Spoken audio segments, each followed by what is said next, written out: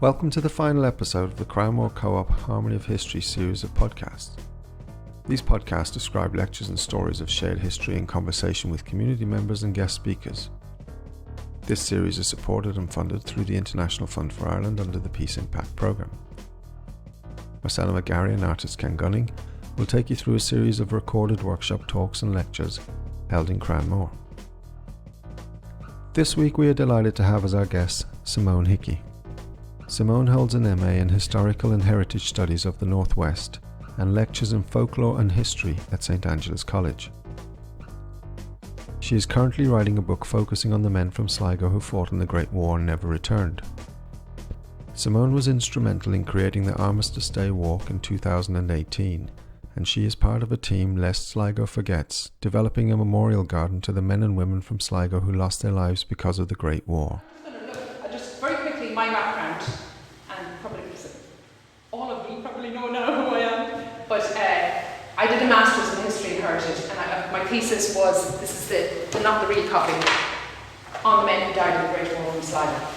And since then it's just taken over my life. Now it took 2 years to do that, but I graduated in 2015, so I'm still doing it. And I could be doing it for the next 10 years, I'm sure, but I had to put a stop because Joe Knowles were involved in setting up a memorial garden to the men. And the reason I got interested in it was my great-grandfather, Terence Rooney, from Barrack Street. He died on the 21st of March in 1918. And I never knew it, and I was very close to Mickey Rooney, my granddad, but he never spoke about it. Yeah, Mickey Slack. Did you know him? Yeah, oh, lovely. That's my granddad. He was my godfather as well, so I would spend a lot of time down there. But he never spoke about him. Now, we always had a poppy, you know, in the wallpaper above the fire, but we also had an Easter lily. Do you know? So that's how we grew up, and we always went up to the cenotaph. I didn't know why back then, but...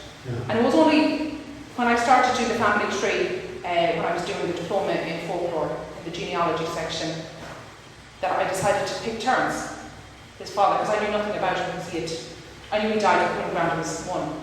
And I actually discovered he went, and I said, why did he go at 37 years of age? Why would he enlist? He had a wife and he had 6 children. And he had a job. He was a printer compositor in Sligo Independent at the time. I mean, everybody said economics. Everybody still talked to say economics. They went for economical reasons. But that didn't sit with me because, I mean, unless he didn't fancy Mary Jane anymore or whatever. And, you know, why would he leave a decent job, etc.? So that got me going. And then when I started, anyway, I'm not going to talk about myself anymore. I'll just keep going on, right? That's a different thing, right? We're going to talk about the numbers, how I got the numbers, because I think it's important when you're searching for men to know where you get the numbers from. According to the Department of Taoiseach, this is how many actually Irishmen fought in the Great War. Now it's since been revised and it seems to be pushing up closer to 250. Estimated 50,000 killed, and remember we didn't have conscription, so none of those men had to go. And I'm not talking about the men from Australia, 4,800 Irishmen from Australia. We don't know how many from America went, but we do know 978 Irishmen died serving with the American troops. And there's over 12,000 men with Irish birthplaces in Canada that served. So our census, the closest I could get to was the 1911 census to see how many men we actually had in the town. So we had just under 80,000, and religious-wise, we had 6 Jews in the town, but I've divided them into Protestants and Catholics because under the Protestant generic term, I didn't mean to have it be generic, but it included Church of Ireland, Brethren, Methodist, Presbyterian, so it was easier to put them under one title, so Protestant, Catholic, so it was about 90%, 10% Protestant. So then I divided them down to the males, and then I divided over 4 years how many men actually could have fought if they wanted to. So 18,178 men were of the military age between 1914 and 1918. And 5,000 of those men went from Sligo. So you're talking about 27.5% of Sligo men who never had to go, did actually go. So I mean, and that's not, as I said, including the men from Australia. We had 4 from South Africa, we had Canadian, New Zealand, Australian. We had 52 regiments served in the Great War. Sligo men served in 52 different regiments. Now I started with the numbers, the memorial records, and the front of the memorial records look something like this, and they're all in Island Bridge. It's just, you can go through all the books, and every Commonwealth grave, when you go to the graveyards around Flanders and the Somme, etc., and Salonika, will have a book like that with all the names in it. And the memorial record said we had only 390 from Sligo. So moving on through the papers, I found a 1927 article in the Sligo Champion, and they listed 416 men. James McGrain had a really good book out in 1994, Sligo Men in the Great War, and he lists the men at the back, and he lists 420 men. Porrick Dynan mentions 426. It's an excellent book. One of the best books written on Sligo is the Protestant community in Sligo, because it covers all the period. Gavin Walsh then decided he'd take McGuinn's and add a few more to him, and he got 457, and then Brian Scanlon was collecting names, etc., up in the cemetery, and he did a great job of compiling all those as well.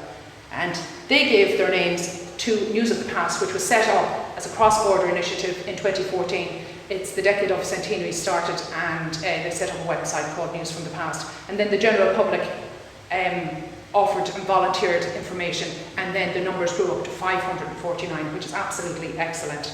And they were displayed in the cathedral, the first time any of the men were remembered in the Catholic Church in Sligo. Except for Luke Gohan, but I'll talk about him later. Right, because I was doing an academic project, I had to make sure all these men were verified, and I had two stipulations.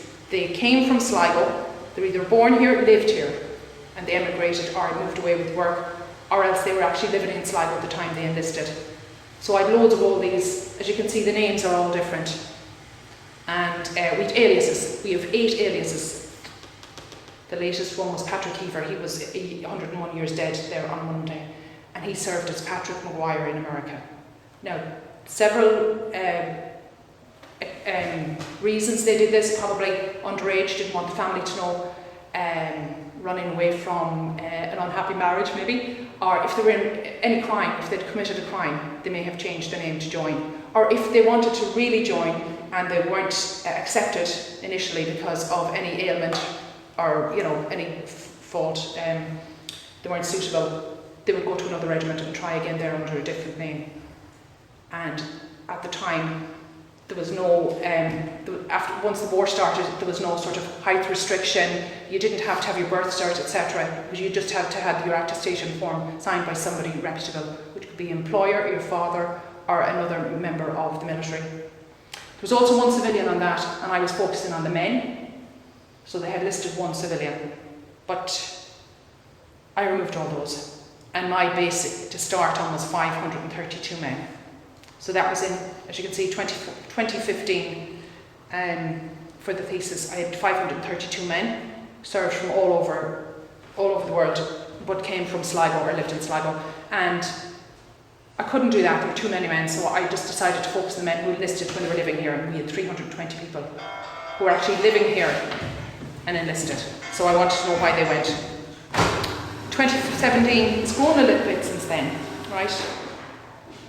No, I don't want to restart. Sorry, excuse me. This is not my computer, so I don't know how to work this. Do you know how to use it? Sorry about this. I'm a Mac person. I'm sure you're all... Oh, here he goes. Yeah, I found him. Okay, sorry. So, by 2017, 580. And by last Armistice Day, when we had the walk in town, which is a huge success, we had 605 men. Okay? Now, I have 3 goals since I started this in 2013, going into 14. Yeah, so it's a long time. The first one was to bring the men home spiritually, just to actually physically bring them all home. And that happened with the help of Sligo County Council and Blue Raincoats and the people of Sligo when they walked through the towns last year, which was wonderful. The second is to get a memorial, which Joe's working hard on as well, to get their names in stone so they'll never ever be forgotten again, and the third is to put it into a book. So it'll be on digital form, it'll be in the library, it'll be in the museum, it'll be there forever, so in 100 years time for the bicentenary, people will know these men died and not be forgotten. So one is done, the second is, we're ticking it, aren't we, Joe? And the third, so we're off again. Why isn't this working? Where do you know this to people from? I'll tell you all about that too. And do you know what? You can do it yourself online, so easy. Yeah. But you just need time. You're talking about first thing in the morning, and when I go home, I have civilians to put up. But I'll tell you about the civilians now. So today, from August, because I stopped in August looking, I have 625, right? And now I have 7 civilians. And today is actually the anniversary of the sinking of the RMS Leinster. It was a mail boat, and it was going over to Liverpool. And I was up in Dublin at the commemoration for the centenary last year. And we lost 6 civilians on it. We lost Lizzie McGlynn. People probably know about her. There was lots in the paper about her. She was from Pound Street. She was going over with another girl, Nora, from Templeboy direction, and they were wanted to be trained as a VAD nurse and go overseas, you know, to fight or to assist in war. We had Emily Barlow from Riverstown, and she was a nanny, and she'd come home. She was working for a big house in England. We had Joseph Wood, he was from Tourlestrane, and we had a cattle dealer, Frank Crystal, from Outgrange direction. And we have another woman called Mrs. Allen. Now, all I can find in the records and on the Leinster list of dead is Mrs. Allen Sligo, and she was picked up by her. Her body was recovered. Lizzie McGlynn's body was recovered. It's in the cemetery in town. Emily Barlow's was recovered, but the others weren't. So it's just digging through records, etc. And I've searched for her, and I've searched all the Allens and through the churches and that, and all it said is a relative from Cork. So unless I think I could go down to Cork, but I have the men to mind, not the civilians. So they're my project at the moment. So now this is where we stand. So should I head it here? There. Oh, we also had the other day Orby Morrison.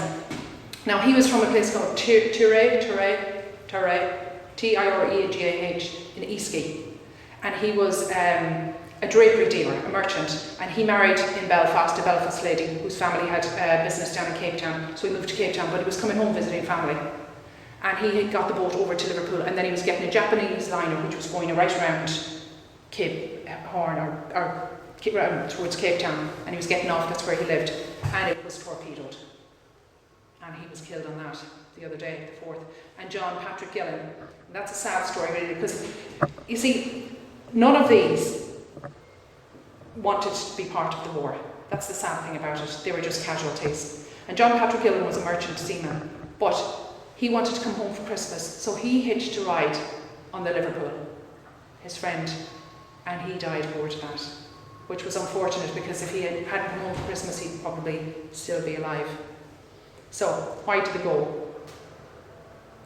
If you think of any other reason why they went, let me know. Do you know what I mean? Because these are the ones I focused on. And I know high pressure has jumped there, but anyway, that's the problem with when you put Mac stuff on another computer. Economics, we've talked about that already. Military tradition, politics. And this is the one I focus on, pressure. And I think, we were just talking about beforehand, pressure at the moment, military and other, in today's world, through media, etc., there's just so much hitting at you, how wonderful everything is on the other side. And the pressure there came from propaganda, it came from the religious, mostly the Catholic Church, and from your peers, your pals, your football colleagues, the people you worked with, the people in fraternities like the Masons or in the AOH, the Ancient Order of Hibernians, etc. So, very quickly. Tell me to stop whenever, okay? Economics, all right, very quickly. At the end of the 19th century, we were on the pig's back. It was a great town to be in. We were actually classified as bigger than Galway because we had the butter markets. Butter was huge then. And I got a lot of my information from Porrick Diamond. So if you're interested in the actual industrial side of it, and it's called The Protestant Community in Sligo, it's an absolutely brilliant book. He delves really deeply into it. And as you can see, the Protestant community invested a lot in Sligo. We wouldn't have had the railway even without them, or the shipping companies. So we had a great bond with them. Sligo is one of those towns that even today we're so lucky.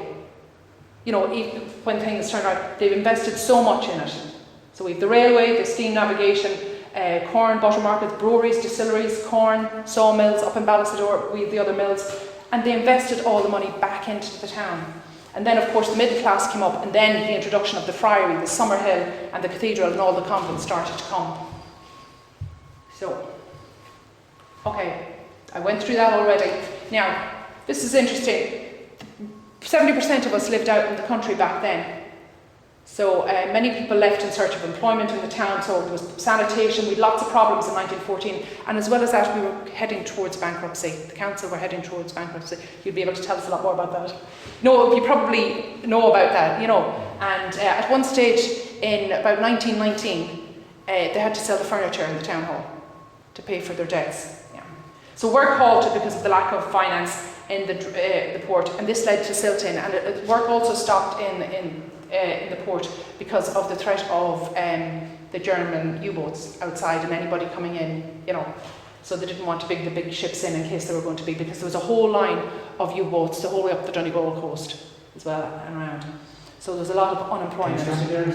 Pardon? They also had mines. Mines, yeah. There was about 6 granddaughters, I think there was 2 of them was mined.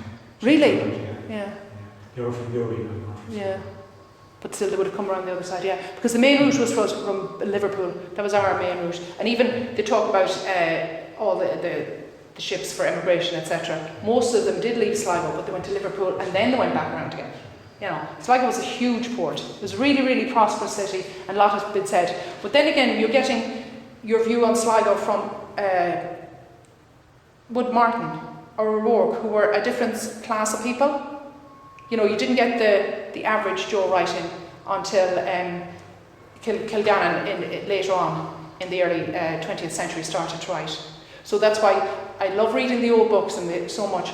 But to get an overall view, you need to read lots of different people, you know, to get a perspective. And we didn't have the common man writing at the time about the situation in the country. So of course we had agrarian tension. We had lots of, we had the ranch wars in Riverstown in the early 20th century as well. So agrarian tension was huge. And as we got into the Civil War and the War of Independence, there was a lot of tension between the farmers and confiscation of lands or distribution of lands. So, military tradition. As you know, we've always had a barracks, even though I know we had a conversation about barracks one night. Joe, were you there? About it's never a barrack town because there weren't so many thousand soldiers in it. No, right. Well, it's always been classed as a barrack town because of the fort. And as you can see, I'm not going to go through it all because I won't bore you. But the rifles, we've been everywhere, and of course the Devil's Own, our most infamous band of men, based up in Boyle, up in King House. So now this probably started, this is probably the earliest form of recruitment, I consider it anyway. People coming home from war, Boer War, right? 1898 until 1901. Soldiers were starting to return, that should say from, not form, the Boer War, and they were saying how wonderful things were. And I'm sure things weren't wonderful, but you know, gallantry, etc., and camaraderie, and they were probably exciting, the young lads. So 10 years later, when these 5 and 6 year olds came of age, they may have had aspirations to live like the other guys and see the world, etc. So they're just quotes that I take from the Independent there. And of course, access to road and towns, I'm going to show you a slide now of our rail link and our road system. They would come, if you look at any paper of the day, all those contemporary newspapers or periodicals, there's advertising from the military. The Irish Guards are coming to town. Connacht Rangers were our closest. And from the Protestant community, a lot of them would have gone towards Enniskillen, to the Royal Enniskillen Fusiliers.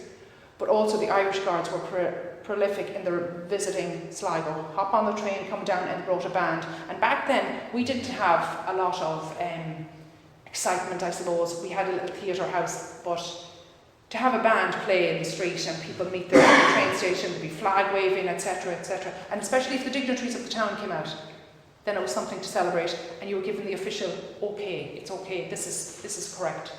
So there's one of the guest speakers, I'd say you could nearly add to that, Percy French. Percy French, oh, he sang. He sang, yeah. My father was at it. No way. The Connacht Rangers band was Yeah. there, and they were photographed the Connacht Rangers band. Brilliant, because the only Connacht Rangers photograph I have, the band is the one at the front when they're playing. I flicked through it when they're playing in Cornmarket, up in the Market Yard.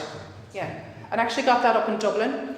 In the military museum, you know, the one beside they had one on the corner there for the World War. It's still there. So of course Tom Barry, and look at what he said. to see what war was like, to get a gun, to see new countries, and to feel a grown man. So it wasn't just, and it wasn't patriotism either, because he turned the other way to there.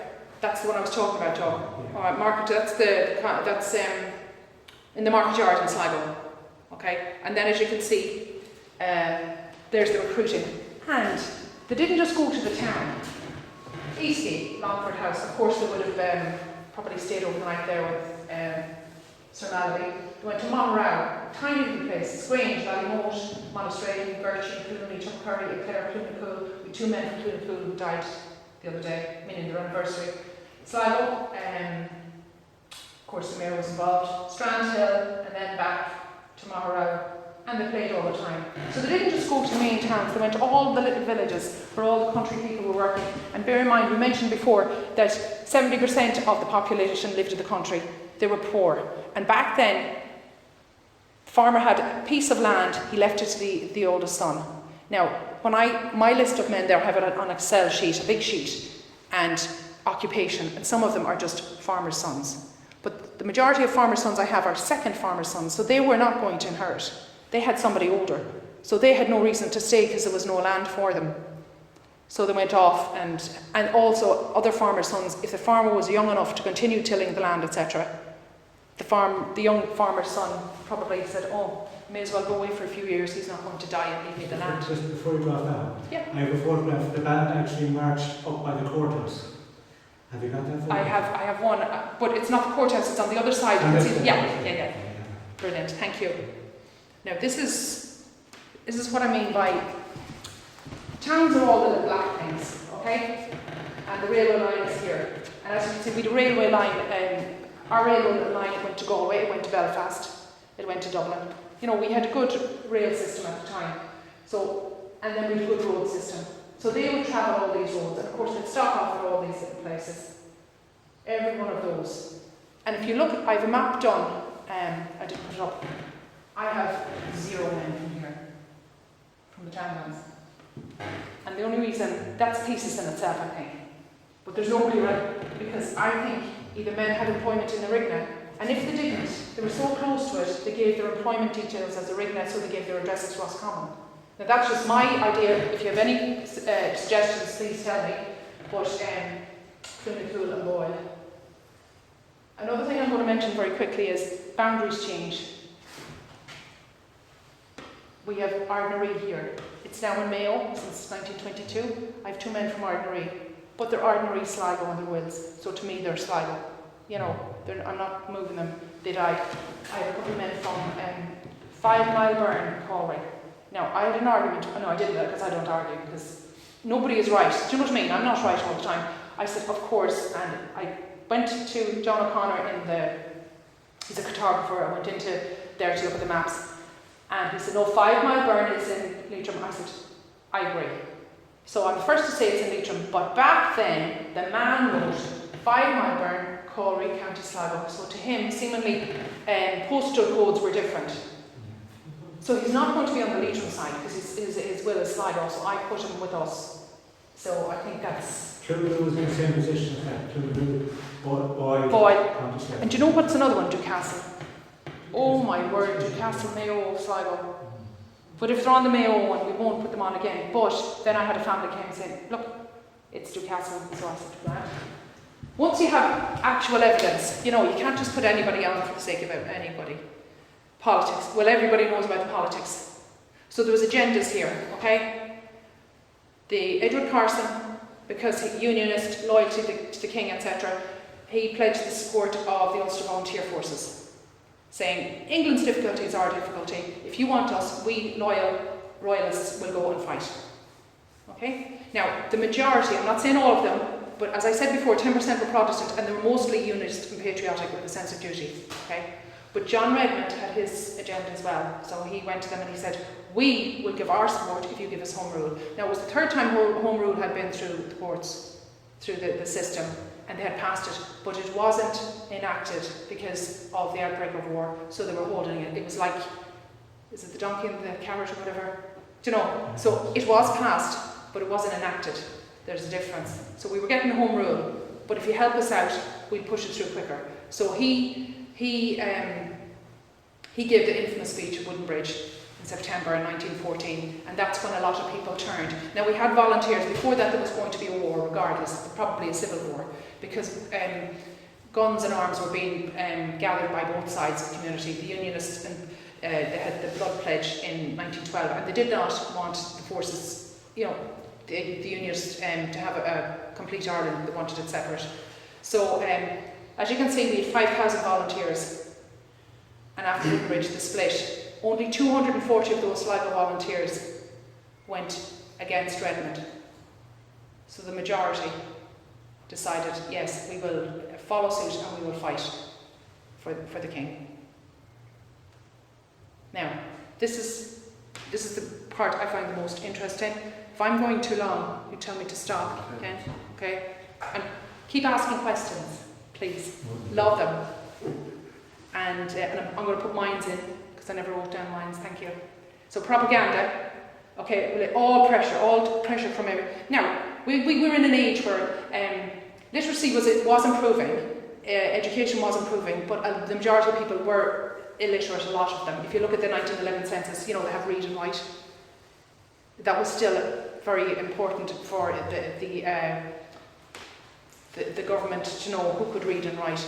So we only had the periodical, the newspapers.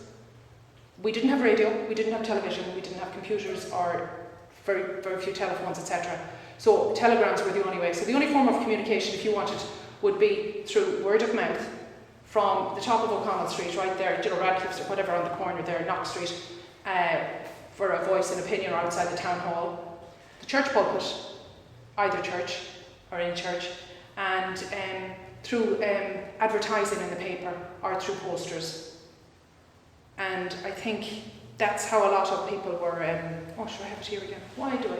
Anyway, there, no radio or television, newspapers, pamphlets, advertisements, posters, public rallies, poetry and song, as you mentioned before, Joe Percy-French, those in authority, the magistrate, the landlord, the employer. You listen to them, and even in my granny's day, she'd always respect people of a different class, if that's the word. You know, the doctor, oh, he's always right, that's the doctor, or, oh no, that's a guard, he's always right. You know, so you had this respect for people who were more educated than you. So if they said it was okay, then everything was fine. So we had the 4 broadsheets there at the time. Now the ones I focused on were the Champion and the Independent, because they're both sides. There's a nationalist paper there with the Champion, you know, PMEQ, and then the Sligo Independent. That was more a Tory conservative paper. Now, this was enacted 3 days after war broke out, Dora. Dora is very important because it was an act that said, we are going to let you see what we want you to see. What we want you to hear, what we want you to know. So they did everything, they censored everything. They even changed summertime. They banned bonfires, they censored the press. So it was just total control by the government. And we were under British rule, so we were British citizens, so we were under that rule as well. So it seems, I don't know if you can see them, yeah, we'll get to the next one. There. These are from the Independent. Here, any company or person supplying water, light, heat or power shall, if required, do the same for the Admiralty and the Army Council. And this was very important because Patrick Dwyer was arrested a couple of times for this. No person shall, by word of mouth or in newspapers, etc., or say anything bad about the war. In other words, no anti-recruitment posters, no anti-recruitment statements, no public rallies about it. And over here, the powers, they give the army the powers to enter land, take possession of felled trees, any vehicles, any locomotives. They can do what they want to it, basically. The naval and military also give power to prohibit any sale or supply of narcotics. And take possession of any land or any occupied premises to provide housing to accommodate the workmen employed for these purposes. So they could just come in and say, I want your land, the army needs it, and that's it. So that was Dora. Yeah, propaganda. Okay. 2 different Independent, Sligo Champion. This appeals, the king and country need you. okay? God Save the King. This is Irishmen, okay? So this was the Sligo Champion, a totally nationalist paper, okay? Appealing to the Irish public as nationalists to follow suit. I won't go into the whole details of it, join towards, but this is appealing to the Protestant community or the royalists, to join. God Save the King. Okay? Am I okay, or will I stop, or? Okay. Posters. One way that people walking down a street, what catches your eye? What colour and something very short, especially if you're illiterate, they had the least number of words on a poster. And straight away here, after Christmas and the Mons and all, Battle of the Mons and that, January, February, there was a huge push on propaganda and posters, and they realised that over in Ireland, of course, loads of men. We'll try and recruit them. So they changed all the symbolism and all the insignias towards Ireland. So of course we have the greyhound, we have the harp, we have the soldiers marching, we have the kilt and bagpipe. So Irishmen. So they're appealing to your morals there. And there, I'll go too. And this one here even has the shamrock with them. And of course in the background, the churches. Church played a huge part in it. Is your home worth fighting for? It'll be too late when the enemy is at the door.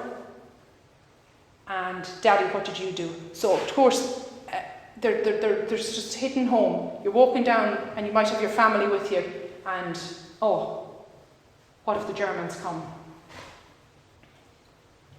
So this is Redmond, okay? And after Wooden Bridge, as I said, he was trying to recruit people, so they actually put his face on the poster. And then another poster. This is quite a long one there. What have you done? Da da da da da da da da da da da. Does the voice within you approve you as one of the women to be remembered? What have you done? What have you done? What have you done for Ireland? Ask in your heart today. So all these posters were just harping on it. Do your duty. Off you go. Save Ireland. There's no mention of the King in any of those. There's no mention of Britain in any of those. This is all about Ireland. So the men, normal working day men, down the docks or whatever, pounded day after day with these posters. They were everywhere. And of course then we had the Lusitania, and that was Men of Sligo, joined today. And the worst thing about this one is, when you join the Navy, you had to be 15 and a half. So now you could join the Army as a band person, a member of a band, before that, but you would never see action. But 15 and a half, and they would be on the boats. You weren't paid as a soldier when you were 16. 16. Mm. Now, these are just letters. And as Joe said earlier, music and poetry. If you look at any paper from that period, we had so many people writing poetry. Now, even men away. This is Alex Conlon. I know he died. He's one of the Conlon brothers who died from up Holborn Barrack Street. And he wrote this poem about to sweet Lochgill I bid adieu and dear Strandhill, and to fight the Germans I have ado until I'm home again in Sligo. Stuff like that is lovely and it's forgotten. It's just it'd be lovely to have it up somewhere, not fight the Germans, I don't mean that, but just to have a body of work like this. Now, this really intrigues me. This is Catherine Tynan, right? She wrote in Dublin newspapers all the time. She was like just a journalist of the day. Probably the only very important woman of the time, and she used to write poetry. This was published in Galway, Roscommon, Mayo, Sligo, and Leitrim, and all the local papers. Nowhere else in the country. The same week, for 2 weeks. And it was a call to Connacht. He loves Connacht, yes. Is Connacht worth keeping? It is, my lad. Right. If they were bowed, proud heads uplifted ever, if they were bowed in shame, what seas could cleanse, what river? Your blame, my lad, your blame. So again, they're just pounding this into you that if you don't do something, it'll be your fault. And then just God's house defiled in Connacht would be your black disgrace, bringing the church back into it again. So, and then the final, there's the sinking of the Leinster. And that was a yeomanry in Clooney. Now these boys, a lot of them didn't see action, they were very young. We have an A. Thomas up in the cemetery, and I was always, when I'd pass it when we were going up there, say past Robert Burnside's, who's just behind him, I'd say, A. Thomas, Suffolk Yeomanry. Sure. What'd he be doing here? Poor Arthur he turned 18 in December 1917, so he enlisted in January 18, just the year of the end of the war. He was too young, he had to do his 12 months combat. Everybody had to do 12 months training before they were sent abroad, before they could fight. So he was sent over up to King House in Boyle, and they transferred him to Clooney, and he got Spanish flu, and he died.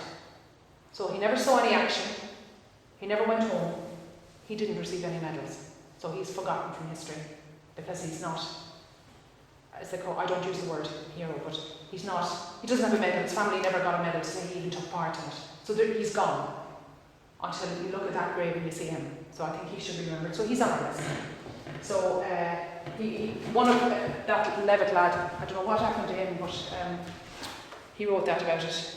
Here we go. I'll finish up that. Songs, as I said, and Count John McCormack was one of those who endorsed the campaign. He went around singing as well. It's a long way to Tipperary, and then keep the home fires burning.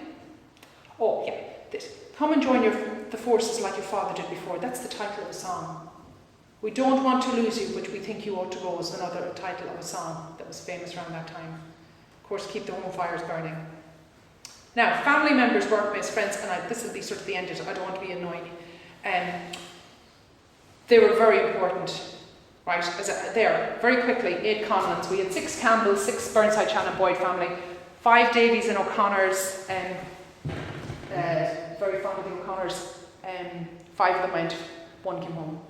Right. Brackens, 4 of them died. The Higginses, 2 of them died, and 1 survived the American. The Lyonses, only 4, all the Lyonses went, but Arthur, who was from Australia, he died. Right, they're all the ones. I could go on here, I could go on, etc., of families of 2. Okay? Because you're not talking about, if you look at the Conlons, 8, fair enough, 8 brothers went. But there were also cousins, and there were also, like, Grandad down here, his brother Jack went with him. He came home, but turned didn't.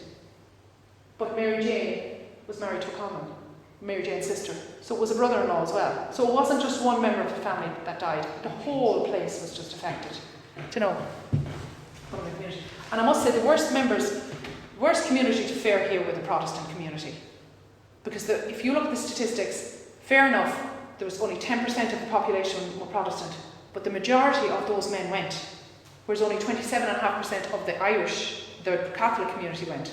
So they lost sons, they lost whole families. The big houses went after the war as well.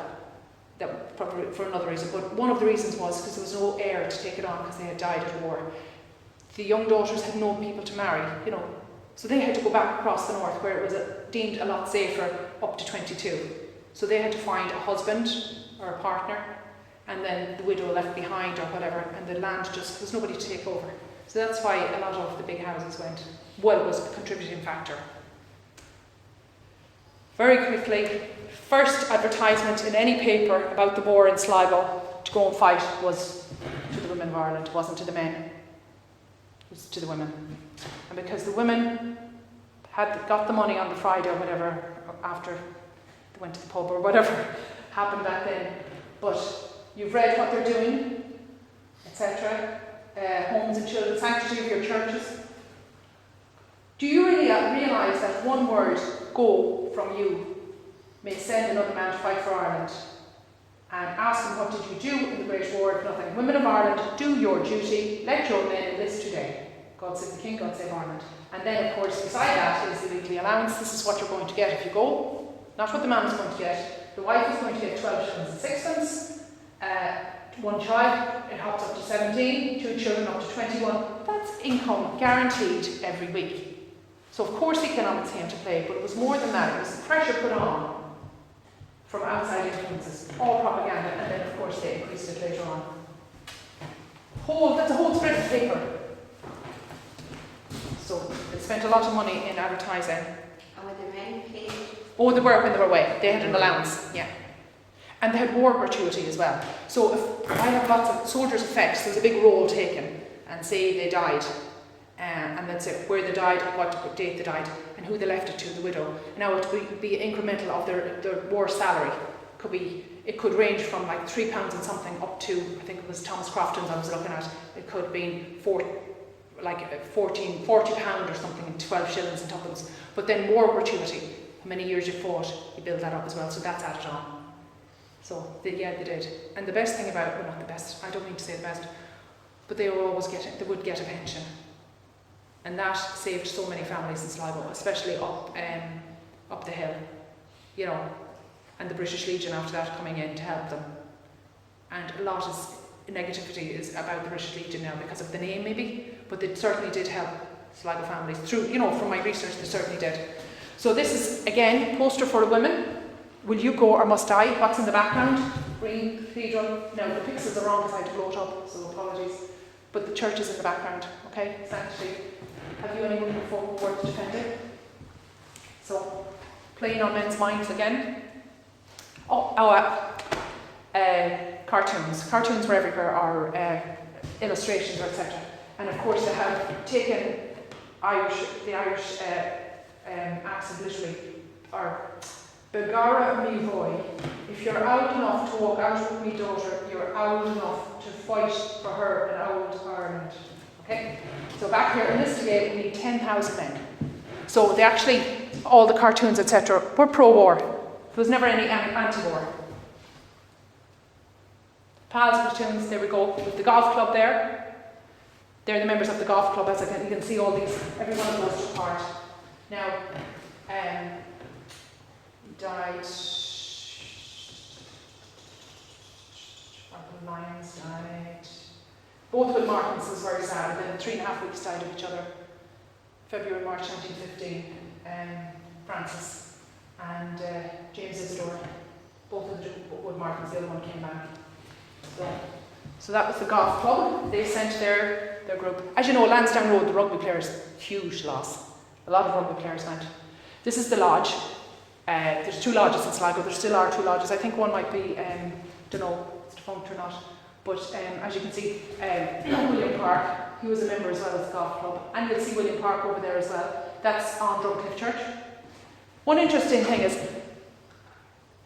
the Protestant community, and by, I'll reiterate, by that I mean the Methodist, Presbyterian, etc., that anybody but a Roman Catholic remembered their men. And we're proud of what they did. And they have memorials, if you go into any of the churches. The only one in a Sligo church is in the cathedral inside the door. So when you walk inside the door, on the left-hand side, if you turn around, Luke Gaughan is up there. And he died in Canada. And his family were Mail Coach Road. So I don't know how he got it, but it's a grey slate. It's very hard to see. But he's the only one that's remembered in a Catholic church, and he was Catholic. So we didn't remember them. That's Pollexfen Mills. All those boys went. They lost about 5 or 6, and of course over here, Robert Burnside is in that, and the 2 men I'm very, very fond of. Over here, the Stanley brothers. They both died in the same year in the song. Okay. So Blenner Hazard, he went, Ark went, Bagnall went. You'll know by the name, and you'll see some of them Connacht Rangers and some Royal Enniskillen Fusiliers. Are those scrolls signed by the person who made them? Do you know? No, I don't. It's never been taught. I've actually held them. Yeah. Now that one's gone again. I don't know where. That was brought into 2014. But I've seen this several times. Richard has that. He brought it one night to one of the meetings. Yeah. I don't. It's never been taken out. He won't take it out of the frame. There's a very similar one in my house. It was presented by my grandfather. Oh, I know the one you have. With his little. It's done by Fitzmaurice. Oh, lovely. It's a role of where he worked. There was one sent in the town hall to Cleary, the man who presented the merit chair. Because everybody got one of those. Yeah. That's Granda's. It's up in Gelia's house, Gelia McLaughlin's house, and it's as big as that. That's literally beside him in a frame, and where he's dead, you know. And that was sent out in the day, and then I ran out of it. His name is just taken from the Irish Memorial Records and popped in there, and everybody got the same. When they were given the death penny, you know, the big penny as well. Right, I won't keep you in there. An inquiry from front. One or the other. This is pals again. Go help your friend. Give us a hand, old man. Will you make it a fourth? We can't play cards without you. Have your relative, relation, or friend. Your pal in the trenches. And again, of course, the recruitment company. A pal's company. Will you enlist now and fight? to the farmers. So then they couldn't get enough, so then they went out the country. Okay? So the boys are marching there, beautiful haystacks. I don't think I've ever seen a haystack like that in Ireland, but sure. Anyway, they appealed to the farmers, and not only the farmers, all reservists, anybody called up for service, this is Mr. Cooper, would pay, and pays less than €10 a year shall have his rent excused if you sign up. So you don't have to pay rent. So your family are living on the estate free of charge for the duration of the war, which is saving a fortune, because the majority of them had a little bit of land, they tilled the land and they sold the produce to pay the rent if they didn't have a... So he's excusing them. So if you join the army, you don't have to pay your rent and your family are taken care of.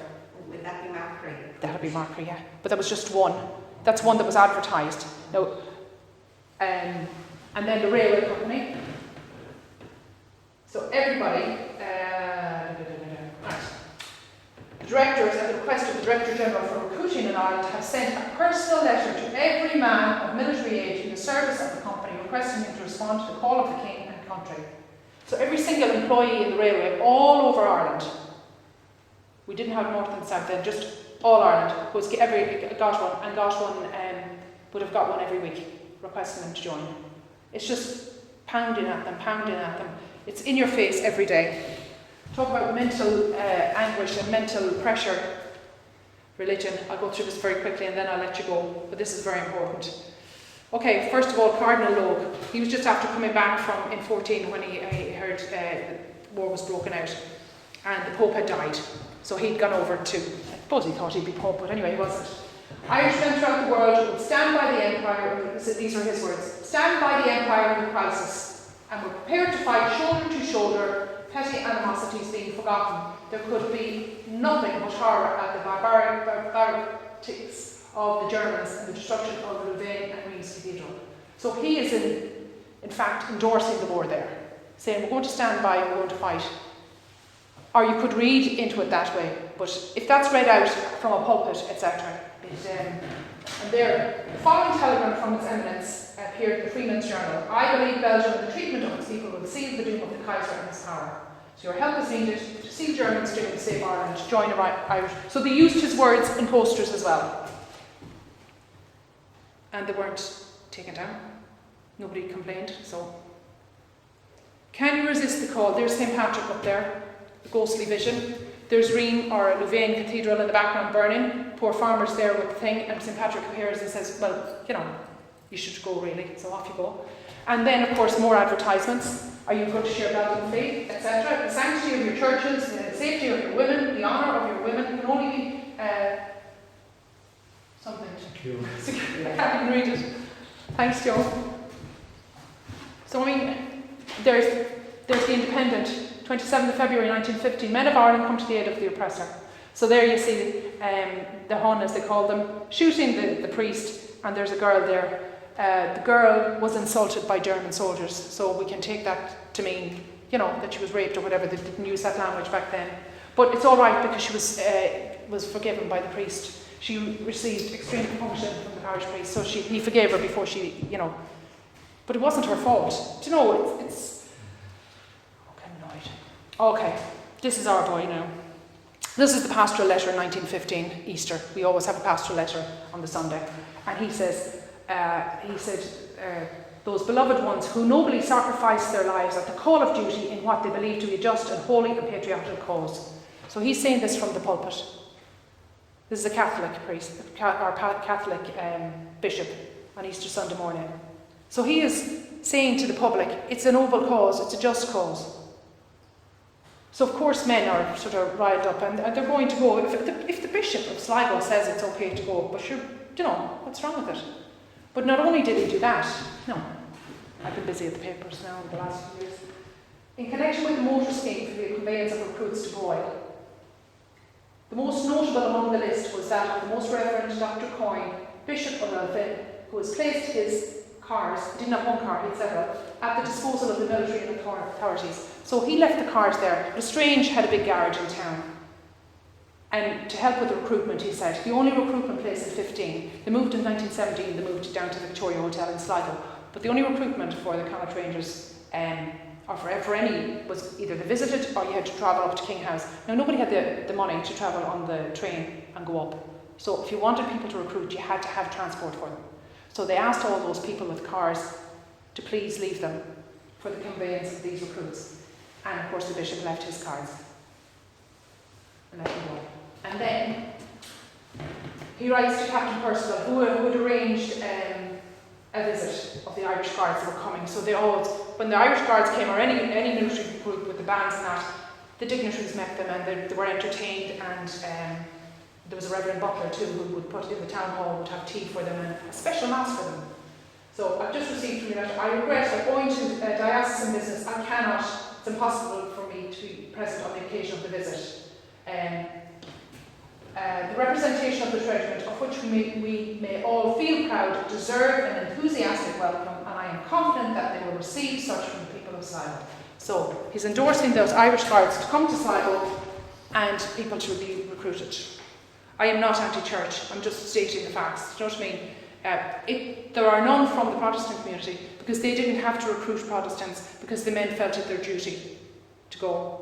And then of course Cardinal Mercier, he wrote a letter, but this isn't McKillop's. I'd love to know where it was at Market Cross, but anyway.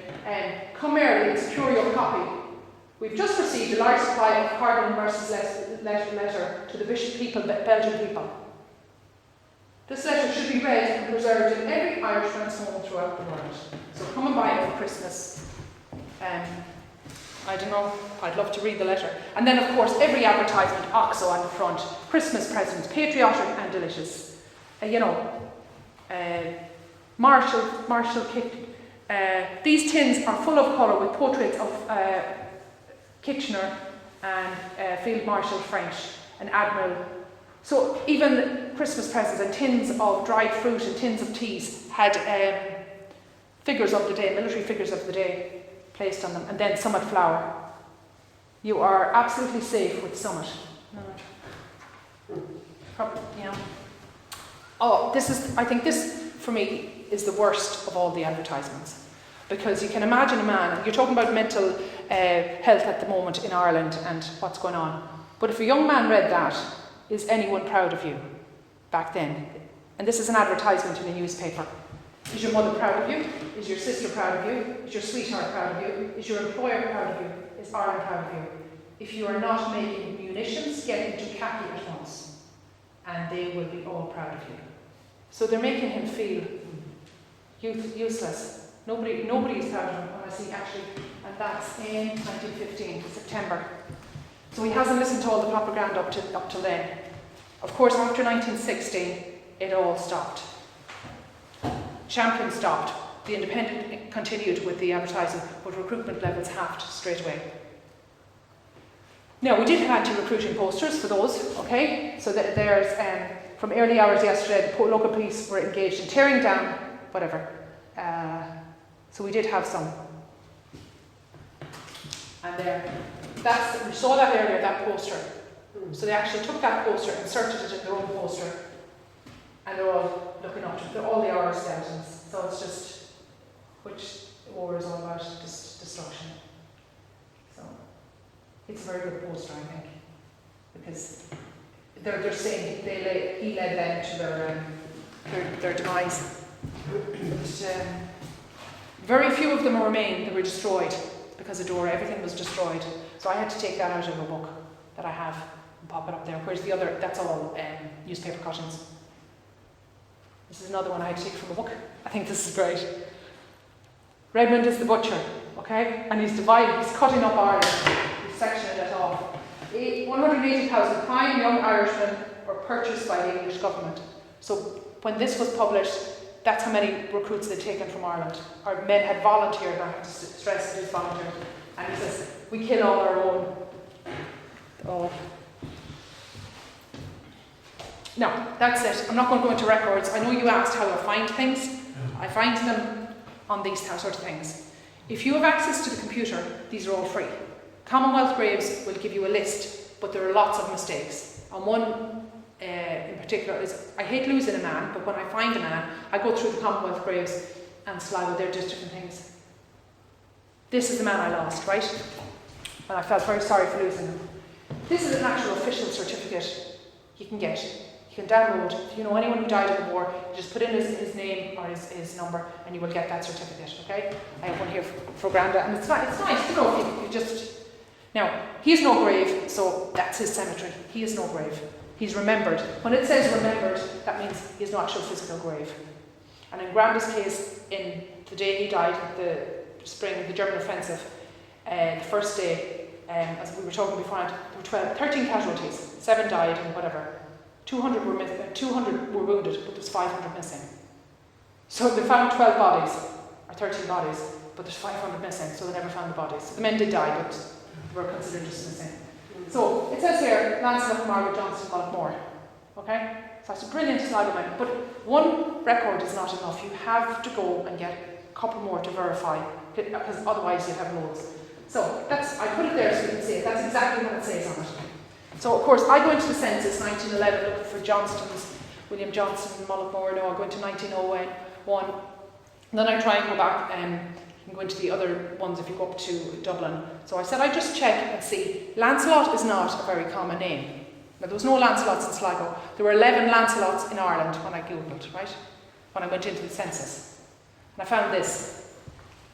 Lancelot with William, 4 years earlier. So if you add 4, he's going to be 30. He's in Mullockmore, Fermanagh. So they got the county wrong. So then when I went into the records somewhere else, I found him in Fermanagh. So if I had just taken that one record for granted, he would have been under Sligo man, and he's not a Sligo man. You know, so even though people wanted to be, you know, everything is the same, Lancelot, William, and his whatever. So he's no longer in our list. That's just their attestation forms. I have 114 wills, I think, out of the 600 men, 600 plus, and I would have only maybe 80 attestation forms. They're all destroyed. As you can see, they're all burnt, the burnt documents. All our documents were British, of course, because we were under British rule, and they were kept in Dublin. And of course, the Customs House was bombed, and we lost a lot. And what was left over in 22 was transported over to Kew. It was stored in Kew, and then the Blitz, the 40-41 Blitz, that's when we lost a lot of records. So we have just about 40% of the records left of anyone who ever served. And they're great. But one thing as well, if you're ever looking for something, look how he spells Mullockmore. Mullockmore, Sligo. Okay? Nice details there about the men if you get them. See, 3 different spellings. Place of birth. These are my boys. Bernard Scanlon, born in St. John's. People say, oh no, discard him, he was born in Armagh. But I know they were on the roll in Henry Lyons, both of them are tailors. See, Bernard and T. There, New Street. Born in Sligo, born in Armagh.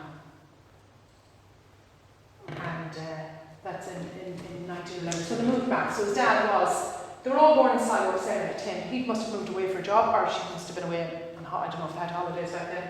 Had the baby away and came back. But in the Irish Memorial Records, he is under Armagh, not Sligo, even though he spent all his life in Sligo. So he's with us now. And they died just there. Oh, there's his will there. So, very fond of them. Because Bernard wrote to his dad about the death. That's how he found out. It's the most profound feelings of regret I write to you. What I have to say will come as a great shock. Poor Tommy has been killed, whatever. But what got me most was, at the very bottom, we are, however, have the great consolation of knowing that Tommy is now happy beyond mortal kin in the glorious presence of his Maker, where all trials are forgotten and no human harm can. I mean, the belief they had back then, this is a boy who was 18, and he could write this stuff. And it goes on to say, we must bow to the will of God, bear up, Father, and don't take this too much to heart, as nothing will result from this. Goodbye for now, for the present, and may God bless you and guard you in your great sorrow, your loving son. Bernard was dead 2 months later, so he lost 2 that day. So I better stop, because I just go on, because that's just for your. When we mentioned records, see the difference. Sligo or Armagh, but they're one and the same. Market Street and Upper New Street, because they decided to change. They moved house, but in some places they changed the names. say from George Street or Radcliffe Street to Grattan Street, or Knox Street to O'Connell Street, to represent more Irish things. That's just, they're the two boys last year up in Belfast last September. Trials of the Somme. No, that's a father and son, that's sad. I'm not going there because it's too sad. Sorry. Well, I'll stop now, if that's okay, because look, it's 5:20. I thought we were supposed to be gone at 5, wasn't I? Sorry, just any questions? Or did I talk too much again? No, very interesting. Did you have much problems with the 1911 census? Because the transposition was not as accurate as the 1901 one. No, it wasn't. But what I found about the 1911, I like it because it gives you how long they're married, how many children they had.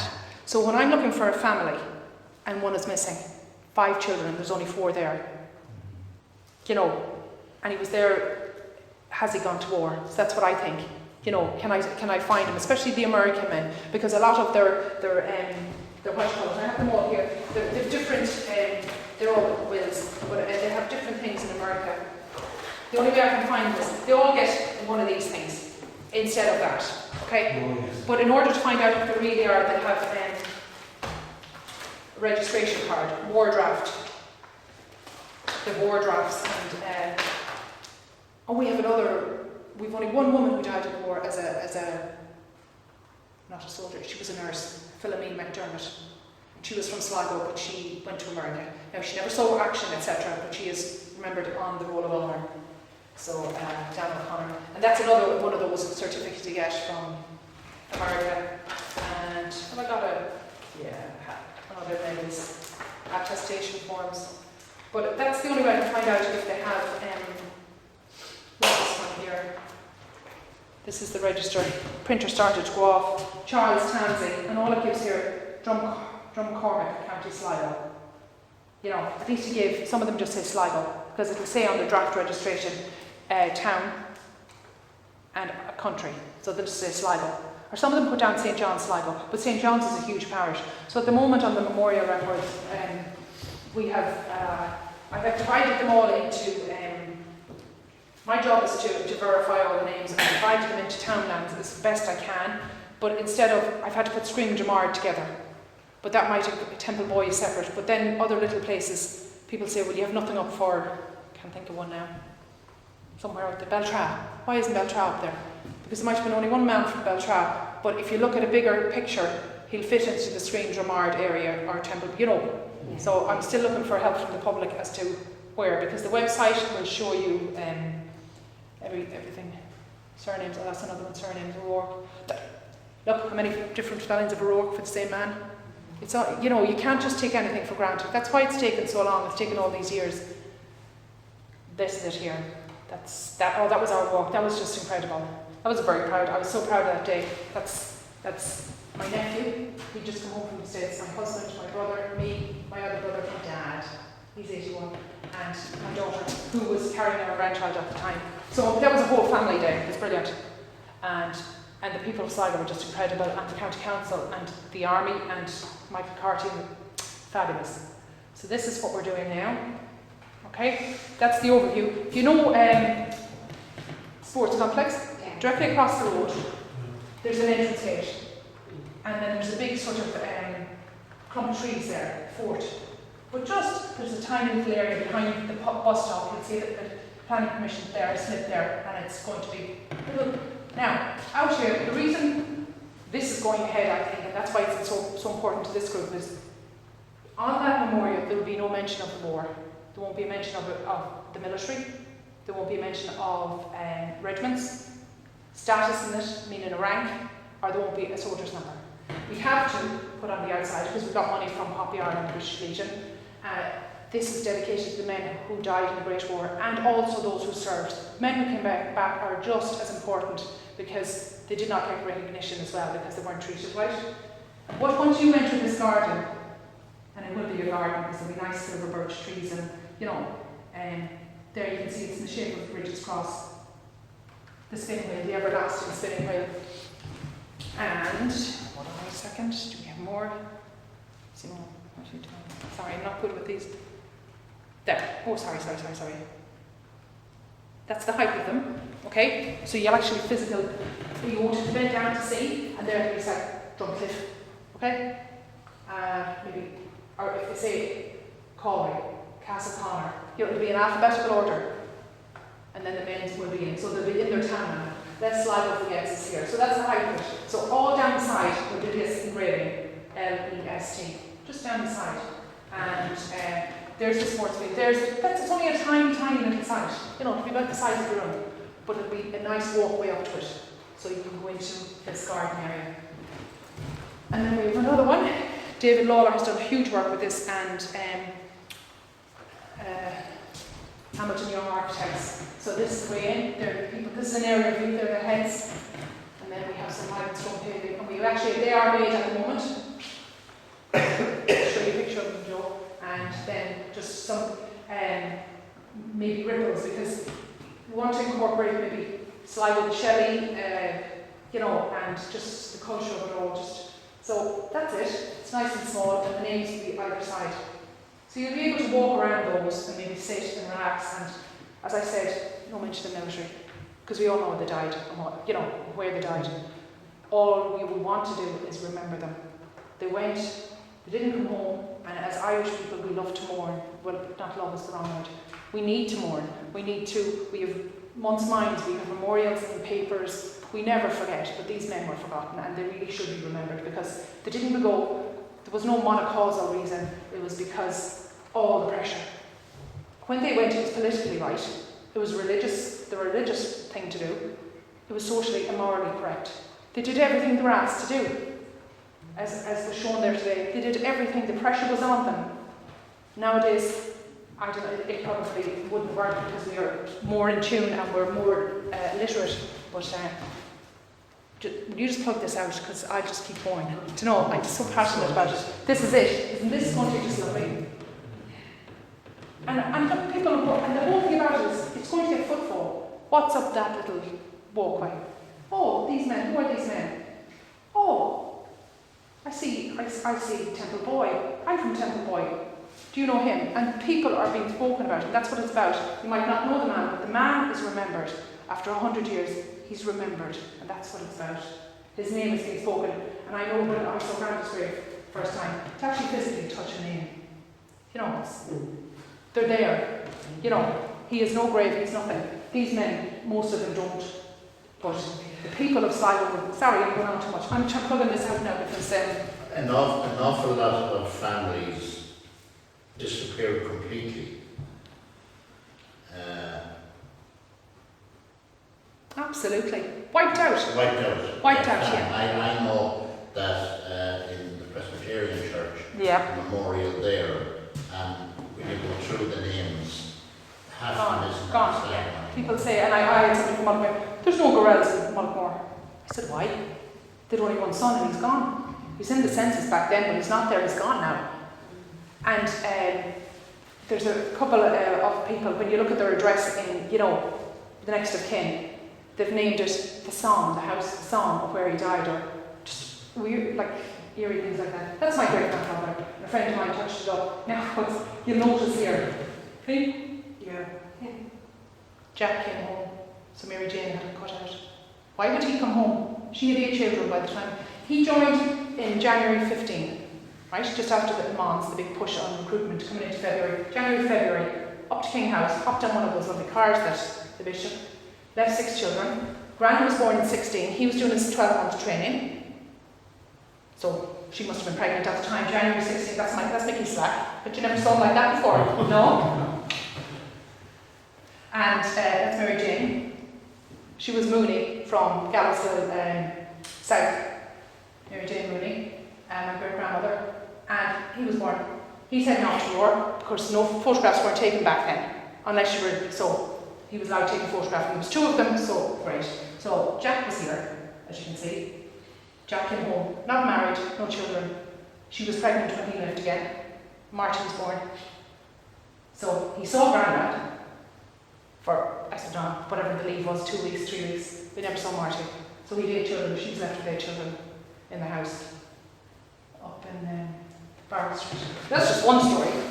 But there's another aspect of that one as well. While your great-grandfather was working in Sligo Independent, was owned by Miss Gilmore. Yes, she was. Bought by Billy Peebles, I think, in 1917. And they were great buddies, Granda and Billy Peebles, Yeah, Mickey Slack. Yeah. And he actually, old Auntie Kathleen, she's dead now, Delia McLaughlin's mother, she tells the story of the RSA or the guards, whatever, came knocking on the door looking for Granda one time. Billy Peebles, there was an old, when they closed down the barn, Dillinger was Granda's other nickname before he became Mickey Slack, because Cherry Black, you know, all the black roonies, and he gave him his gun because Granda wouldn't hop out of school and shoot hares for this officer or whatever he was. So when they were moving, he gave Granda, because he was a good shot, he always had guns, the thing. And when we showed it to Billy Peebles, he didn't have one, so he reported him. And they come knocking on the door for Granda, and it went to court, and I haven't had the time to actually physically look through the papers to find, because everything was, that's the best thing about the court cases. Yeah. You know, the court of the assize or whatever, everything was recorded and put on paper. But that's his encounter with Billy Peebles. There was a famous story then as well about Exit all this. Gilmore's time. I won't feature on this. No, it's me that's keeping everybody, and I apologise for just the talking people who travelled forever. up from the Sligo Independent, they were replaced by journeyman printers. They were travelling from place to place. And there was one man who worked in it who didn't like Miss Gilmore, but she couldn't sack him because there was a shortage of printers at the time. So he went up to Charlie Dolan. You'll probably remember Charlie Dolan. Yeah. Charlie Dolan said, well, the Union Jack is flying outside. Like, she could have one out your pipe. I put the Union Jack on fire, and he did, and he was sacked. Now that you mention, I'll just say one thing and then I'm going. You mentioned printer compositors. There were 11. Yeah. There were 11 in the 1911 census, and then there are just printers, maybe 4 or 5. So you're talking about a maximum of 16 in 1911. I know 10 went, 7 died. So that was the Pals Brigade that went. Yes. You know, you're not just talking, you're talking about Fort Hill football, soccer team went as well. You're talking about Polyfex, the mills, you're talking about the railway companies, you're talking about Meldrums, you're talking about all these people, initiatives to go. Can I think, yes, because mine didn't work. So, thank you.